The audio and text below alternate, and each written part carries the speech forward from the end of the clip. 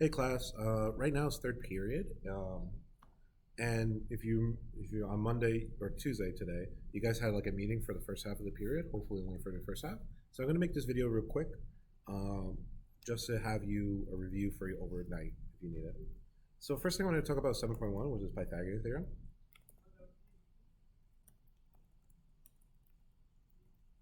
So Pythagorean theorem works like this.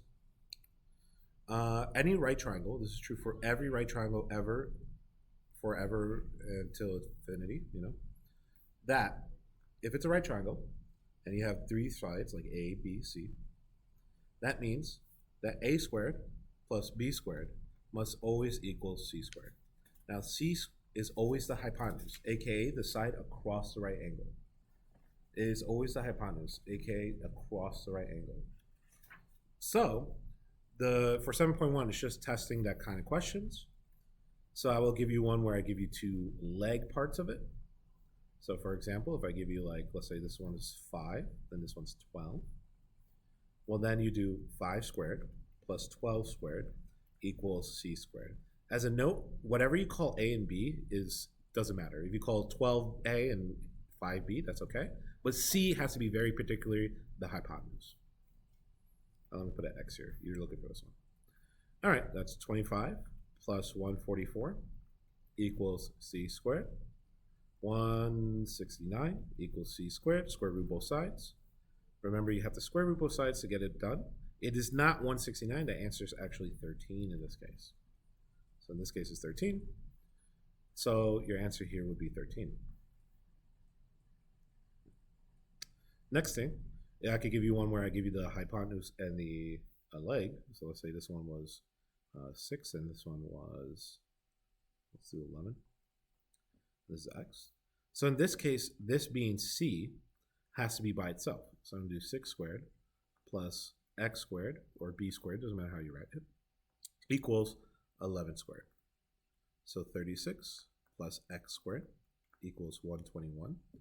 In this case, I got to get X squared by myself. In order to do that, I'm going to subtract 36 on both sides. X squared equals 121 minus 36. 15, 85 or 95? 85? And then 3, yeah, 85. So then I'm going to square root 85 on both sides. In this case, it is not a clean square root. So it's going to be left as X equals square root 85. This is really important. Your answer is not 85, but square root 85. Your answer is not 85, but square root 85. Okay? Next one is 7.2. Reverse Pythagorean. So reverse Pythagorean theorem, or I'm just going to put PT. In this case, it's just that before we said A squared plus B squared equals C squared. Must be, a right triangle is always A squared plus B squared equals C squared, which means that if a right triangle is not that, it's got to be some other triangle. And this is how we tell. It would be acute if the C squared is smaller. So A squared plus B squared is bigger than C squared. So when C is smaller, then it's a acute triangle. Okay? A right triangle, A squared plus B squared, we said it, is exactly C squared. So this happens when C is equal. It is a right triangle. And then obtuse is when A squared plus B squared equals, or not equals, I'm sorry, is less than C squared.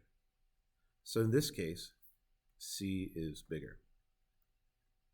And I always base it off C just because it makes sense. Acute is usually the small one, so if C is small, it's acute. Right is perfect, so right is equal, and obtuse is bigger, so obtuse is bigger. So if I have something like this, let's say 5, 7, 9, the C squared is always going to be the bigger number. In this case, it's clearly 9. So we're going to do 25 plus 49 blank. I don't know what it is yet. 9 times 9 is 81. But 25 plus 49 is 74 blank 81. In this case, 9 squared is bigger than a squared plus b squared. So this question, or this triangle, would be a obtuse triangle. So on the test, you're going to have to not only show me the work, show me like, oh, 74 is smaller than 81, but you also have to label it properly. I'm not going to give you this on the test. I will not give you this on the test because basically the question is, do you know this? Okay? All right. So the hard part is 7.3. And this is using similar right triangles.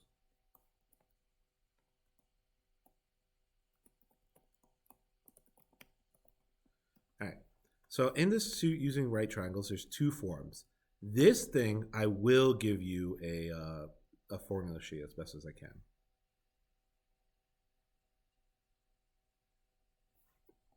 So this is going to look like this. There's two triangles. Or there's two situations. It has to go like this. Okay. And this happens. The test will be in order, so there's no trick to it. But it happens when you have a right angle within a right triangle like this. That goes into the right angle, I should say. All right. In this situation, there's two versions. Now let me put it letters here. So A, B, C, D.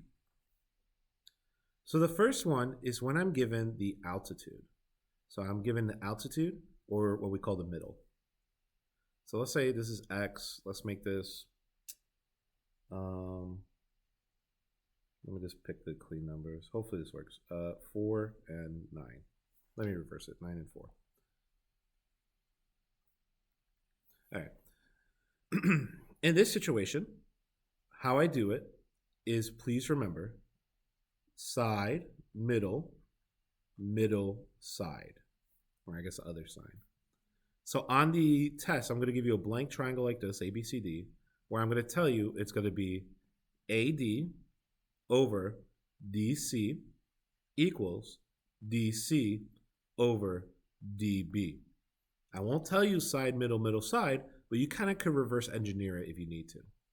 So given the altitude, or the middle, you do side, middle, middle, side. For the particular question in this one, I'll do it in green because it's particular. Side 9 over middle x equals middle x over side 4. From here, we cross multiply because this is a proportion. 36 equals x squared. Then we square root both sides because it's x squared. I got to get the x by itself. 6 equals x. Okay? So that's the first type of right triangle. The second type of right triangle looks the same, actually. And again, I will give you the general formula. Like I will give you this with a triangle next to it to show you. And this one's called the leg. So let me call this. This is the altitude, aka middle. And this is the leg, aka the big sides. Okay? So in this case, when you're given a leg like this, and let me use the same numbers, A, or letters, A, B, C, D. In this case, remember, if you are looking at the side, you start at the middle. So I always say short leg from leg long. Very important. Short leg, leg the long way, basically. So in this case, if I gave you this was, we could do the same numbers actually, 9 and 4. Actually, it'll look the same. Not really. No, let me make it so it works. So 9 and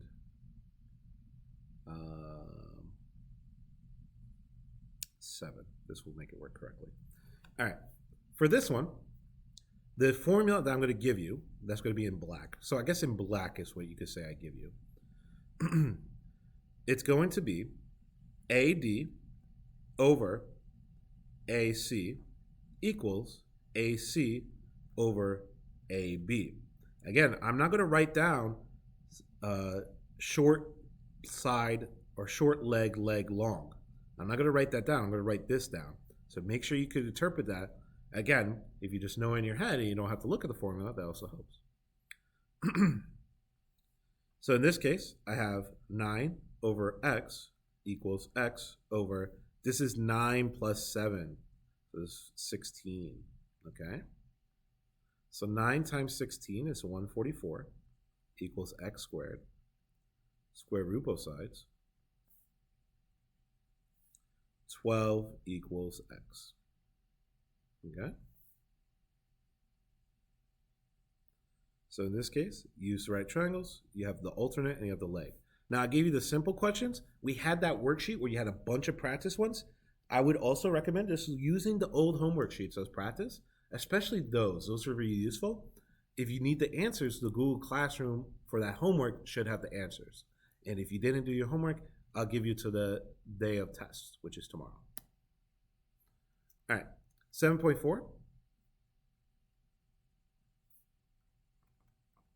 7.4 is the special right triangles. In this one, I will also give you the generic version, or like a formula, I guess, of the special right triangles. So for special right triangles, I have 2 of them. So I have this one and this one. So in this case, I have the 45-45 and I have the 30-60. For the 45-45, it's written as A root 2 as the hypotenuse. And this one, across from 30, remember, you base it off what's across of it, is, let me use black because I was using black. A. Across from 60 is A root 3, and across the hypotenuse is 2A. So remember, it's based off what's across of it. It's based off what's across of it. Nothing less, nothing more. It's based off what's across of it. So in that case, if I have A root 2, and 30, 60, 90, A root 3, 2A. So when the questions come up, it's based off what I give you. And then you work from there. The goal for these is always to find what A is. Then from there, meeting's already over. So the goal here is to always find what A is.